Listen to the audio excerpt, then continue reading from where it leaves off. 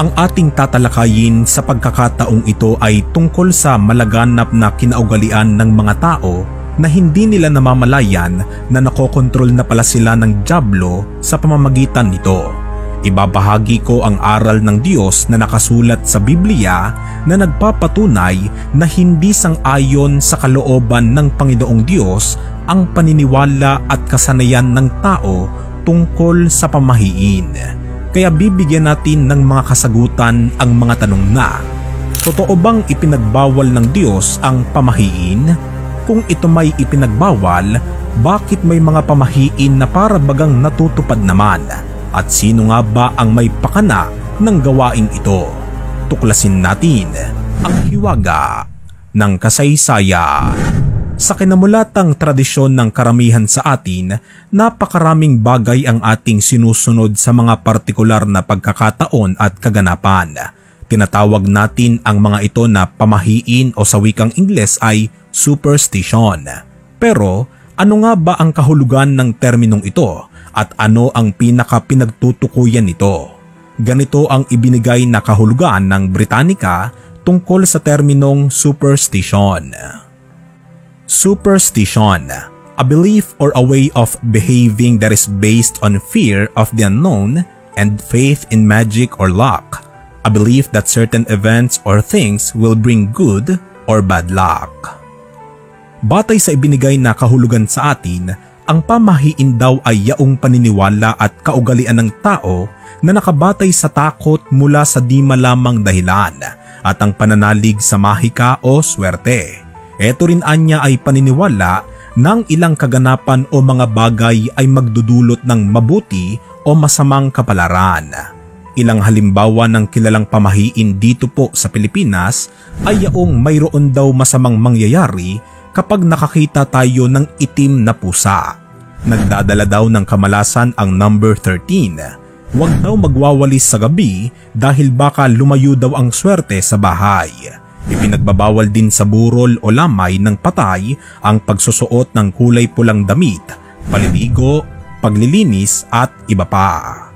At dahil nga sa ang pamahiin ay paniniwalang nakabatay sa takot sa hindi malamang dahilan, ang iba sa mga tao po ay nagkakaroon ng maling paniniwala na ito daw ay nakabatay sa kalooban ng Diyos. Naniniwala sila na kapag may nalabag sila sa mga pamahiin na kanilang pinaniniwalaan ay paparusahan daw sila ng Panginoon. Kaya itanong natin, ano nga ba ang tinitindigan ng Biblia tungkol sa pamahiin? Pakinggan ninyo itong nakatala sa Deuteronomio 18, mga talatang 10 at 12. Huwag makakasumpong sa iyo ng sinumang nagpaparaan sa apoy ng kanyang anak na lalaki o babae, o nang huhula o nagmamasid ng mga pamahiin o engkantador o manggagaway, sapagkat sino mang gumagawa ng mga bagay na ito ay karumal-dumal sa Panginoon, at dahil sa mga karumal-dumal na ito ay pinalalaya sila ng Panginoon mong Diyos sa harap mo.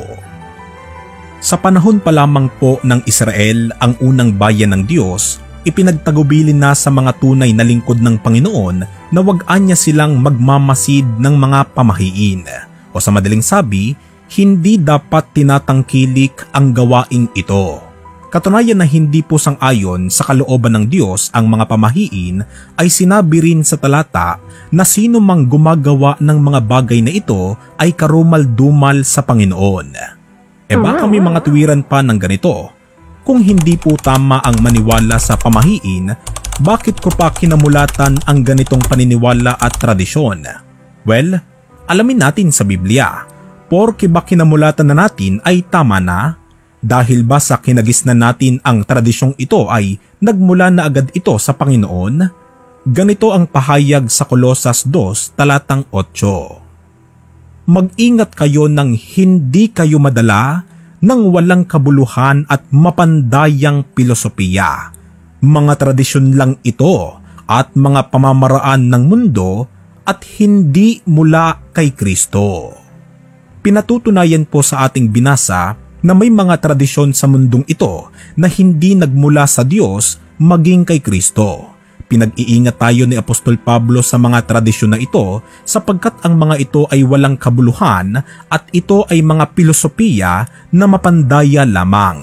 At natitiyak natin na kabilang sa tradisyong mapandaya ay ang mga pamahiin dahil malinaw na ito ay pamamaraan lang ng mundong ito sapagkat kinasusuklaman nga ng Diyos ang sino mang tumatangkilik dito.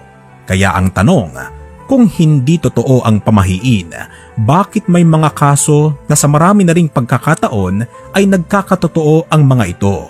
Kung hindi ito galing sa Diyos, sino ang may pakana ng gawaing ito na ang sabi ay pandaraya sa tao? Si Apostol Pablo na rin po ang sasagot. Nakatala sa 2 Korinto 11 ang talata ay 3. Ngunit ako'y natatakot, baka sa anumang paraan, kung paanong si Eva ay nadaya ng ahas sa kanyang katusuhan, ang inyong walang malay at malinis na mga pag-iisip na kay Kristo ay pasamain. Kung ang mga pamahiin man ay nagkakatotoo mga kaibigan, hindi po nangangahulugan na ito ay nagmula na sa Diyos. Bagkus, pinapangyari ng ahas na magkatotoo ang mga ito para madaya ang ating walang malay at malinis na mga pag-iisip kay Kristo. Pero, sino nga ba ang ahas na tinutukoy dito na dumayaan niya kay Eva at siya ring dumadaya sa mga tao ngayon sa sanlibutan? Ito ang pagpapakilala sa kanya ni Apostol Juan sa Apokalipsis 12 talatang 9. At inihagis ang malaking dragon, ang matandang ahas, ang tinatawag na Diablo at Satanas, ang dumadaya sa buong sanglibutan. Siya'y inihagis sa lupa at ang kanyang mga anghel ay inihagis na kasama niya. Ang ahas po na dumaya kay Eva at dumadaya sa mga tao ng sanlibutan ngayon sa pamamagitan ng mga pamahiin ay walang iba kundi si Satanas ang Diablo.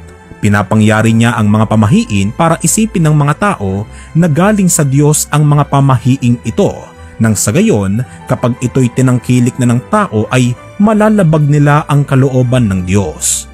Marami ang hindi nakakaalam na ang mga pamahiing iyan ay patibong lamang ni Satanas para agawin ang mga tao sa piling ng Panginoon.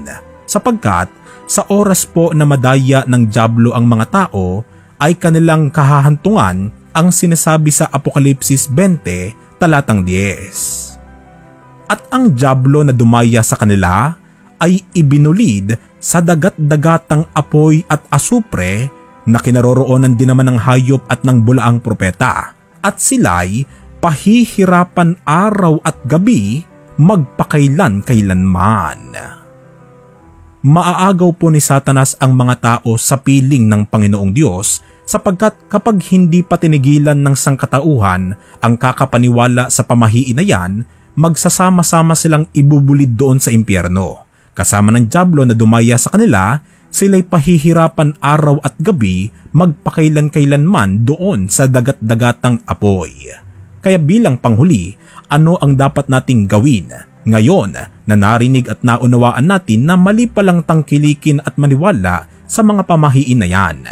Ganito ang payo sa Roma 12 ang talata ay 2. Huwag ninyong tularan ang mga pag-uugali ng mga tao sa mundong ito.